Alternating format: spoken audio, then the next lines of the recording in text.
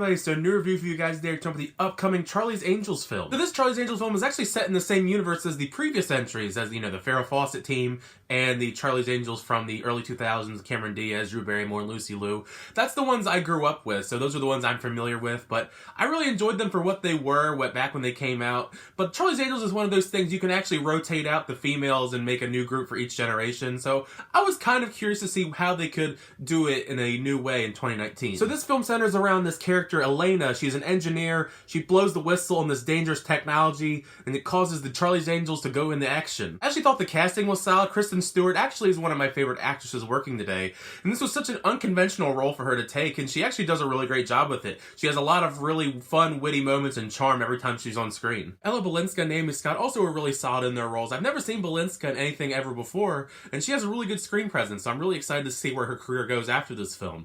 Naomi Scott, I really wish that she had more of something to do in the movie, because for the most part she kind of just tags along with the Angels and Bosley, and almost sometimes is kind of just like the guy in the chair, or I guess the female in the chair in this case. It felt a little odd in this film having so many different Bosleys. I was used to it because the Charlie's Angels films in the 2000s, they switched out the John Bosley from the first film. It was Bill Murray, and it changed to Bernie Mac in the sequel. But in this one there's like 3 or 4 different Bosleys, and that's just, you know, the ones we see in the film that are with the characters, and there's a whole bunch of them all around the globe because the Bosley title, like, you get the rank of Bosley now. One of them was Michael Strahan, by the way. They showed, like, there was one scene where they were all in a room together, like, Skyping, and one of them was Michael Strahan. That was just such an oddball thing to me. All the Bosleys, I guess, were fine. Jamon Hansu, Patrick Stewart, and Elizabeth Banks. They are, for the most part, in the background. They're not really given too much to do, but I guess that's kind of what's to be expected with a Bosley character. A lot of the film's story feels very unfocused. It's just jumping back and forth between a lot of plot that it's overly complicated for no reason, and the occasional action beat, and only a few of the action scenes are really that good. This isn't Elizabeth Banks' first time directing, but this is her first time directing an action movie, and it really shows,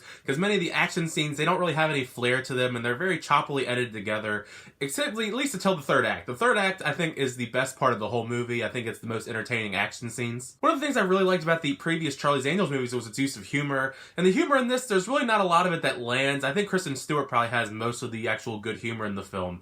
Everything else, it just felt really forced and out of place when the scenes that they actually used them in. I'm sure you're all aware of the heavy marketing used for the soundtrack for the film, you know, songs from Ariana Grande, Lana Del Rey, Miley Cyrus, Nicki Minaj, and I have really no problem with the actual songs themselves, but the way that they're forced into this movie is really distracting, and for the most part, when they're actually in the scenes, they don't really work. I mean, I get that you want to sell the soundtrack. I mean, some of the songs are actually pretty catchy, but in the actual movie, they don't work as well. Also, if you're going into this as a big Noah Centineo fan, you know, the king of the Netflix rom-coms, don't expect to see much of him. He's only in maybe like 2 or 3 scenes maximum. He's not really a big integral part of the movie other than maybe like a forced romance that really doesn't go anywhere. I mean, he's fine, I guess, but he's not in it very much. Something I found really weird is a lot of the actual cool scenes you see in the trailers, they're actually played throughout the end credits, and I felt like that was a really big mistake, putting a lot of these really cool scenes with all these awesome cameos just throughout the end credits. I think you could have put them earlier on in the film and actually kept the film really interesting, because the film, it kind of lollygags in certain points with its pace and its tone, where it doesn't really know what direction it wants to go into, and there's not a lot of fun moments in the middle.